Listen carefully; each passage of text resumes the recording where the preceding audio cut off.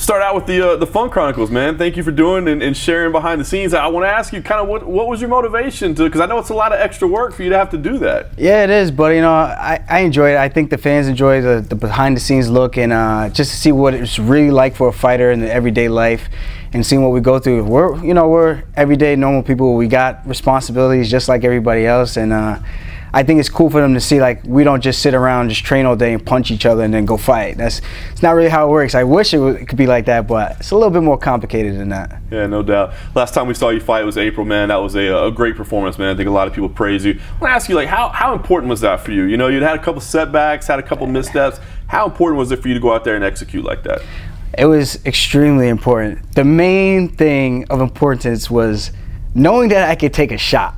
That was by far the main thing, you know, getting put down like that and not knowing, like, man, do I not have a chin? I know it was one of those things. It was just like a freak accident where I didn't see it coming, and they say the ones that you don't see coming, you know, those are the ones that put you out and catch you. So, you know, it was one of those things. Even going back to sparring, I didn't spar for a while. I think I got 4, maybe 5 sparring sessions in, and they were like controlled.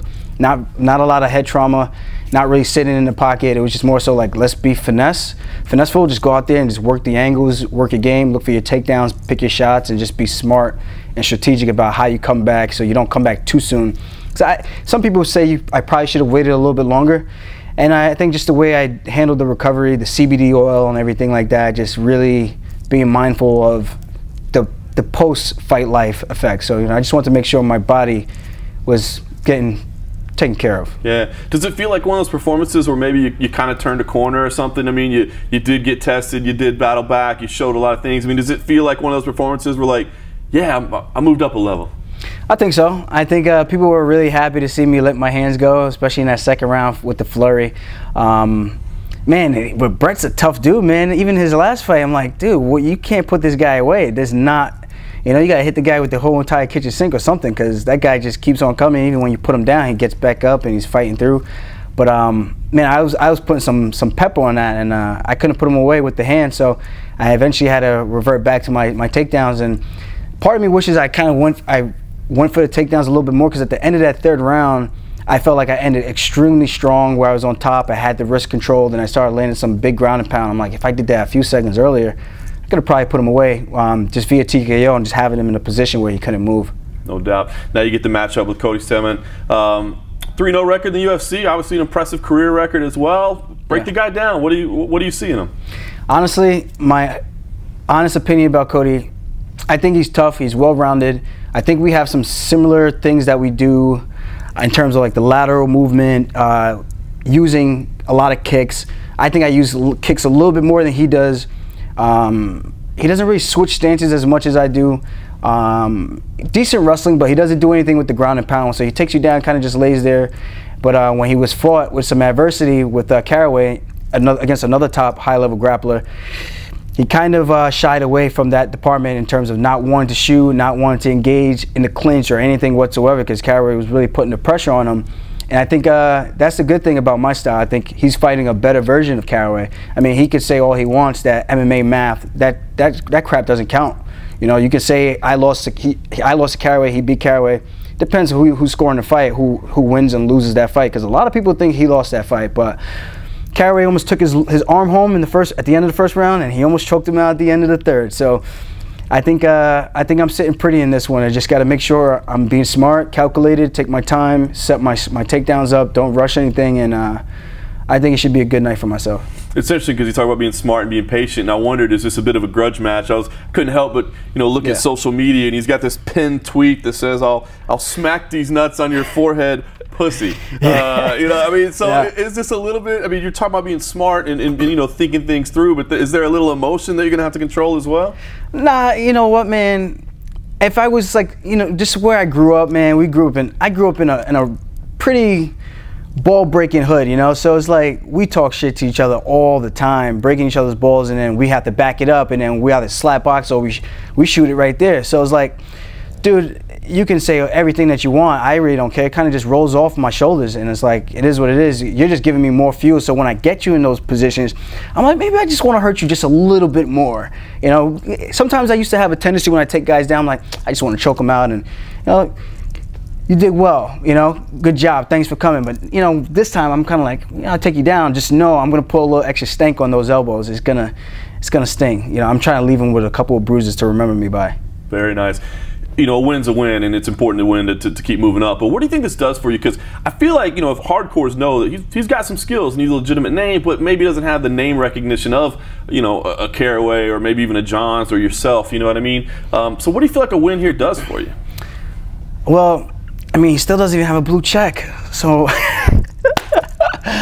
I'm joking, but not really. But I don't know, man. It's I think this puts me back in the title contention. It has to. You know, I think you got 4 bantamweights fighting on this card. I think the winner's going to fight each other. The loser's going to get paired up with each other. And I think whoever wins that match of the tournament, this mini tournament, then goes on to fight a #1 contender fight potentially. So it's the bantamweight division is hot right now, man. It's pretty intriguing. There's a lot of big marquee matchups, a lot of big names right now. And now that the saga between TJ and Cody is finally over, we can finally move on with the division and stop log jamming it. Now we just got to figure out what we're going to do with Cruz and Marlon and Asuncao, and then kind of go from there. So I think I just got to take this one fight at a time, you know. I've learned a lot from my setbacks about getting emotional, doing too much on the day of the fight, burning myself out, letting the critics talk about my game and trying to just fight the way they want me to fight. At the end of the day, man, getting your hand raised is all that matters, and I got to go out there and do that. I know Cody's a smart dude.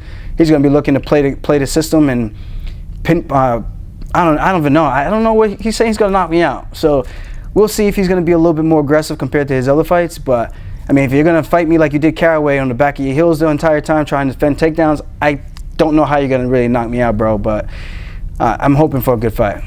I agree with you about the bantamweight division, man. I think it might be the most exciting in the sport right now. But what about the top? You mentioned the logjam's gone, but now we're talking about TJ maybe going to 25, Cejudo maybe coming up. Yeah. As a contender that's sitting back there waiting on your turn, what do you think when you hear the super fight talk, and what do you think should happen? It drives me nuts. I feel at this point these guys need to clean out and worry about their own divisions first. I get the whole super fight thing, but it's like it's starting to grow old, man. I understand everybody wants to make their money. It's cool, I get it, but you got to beat everybody in the division before you start saying, I'm going to go to this and that. I mean, yeah, it was a split decision loss, and depending who's looking at the fight with him and Cruz, maybe TJ gets the nod. But at the end of the day, you didn't. And the same thing, you can't cry with spilled milk. You know, I lost 2 split decision fights. Yeah, it could have went the other way. Yeah, one could have possibly been a draw, but here we are, you know, 15-3. You know, I just keep rocking.